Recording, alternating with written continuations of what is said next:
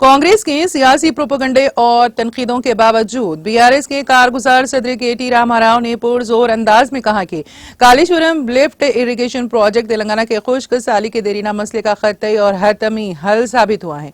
उन्होंने कहा है कि बीआरएस इस तरह की सियासी साजिशों और तनकीदों को मजीद बर्दाश्त नहीं करेगी।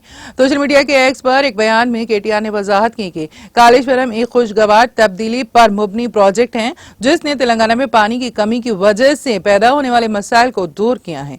उन्होंने कहा है कि यह प्रोजेक्ट तेलंगाना के लिए फख्र की अलामत है जिस पर वो अफराद भी रश्क करने लगे जो नई रियासत तेलंगाना के जवाल के मुशाहिदे के ख्वाहां थे।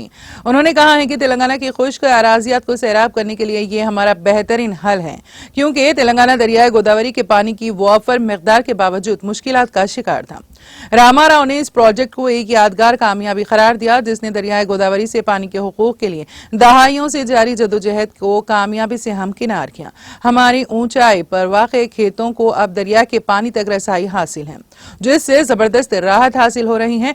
कालेश्वरम गोदावरी के पानी के इस्तेहसाल का मौसर जवाब है। कारगुजार सदर बीआरएस ने कहा है कि कालेश्वरम प्रोजेक्ट श्री राम सागर और निजाम सागर प्रोजेक्ट्स के अहिया के लिए एक संगमिल साबित हुआ है।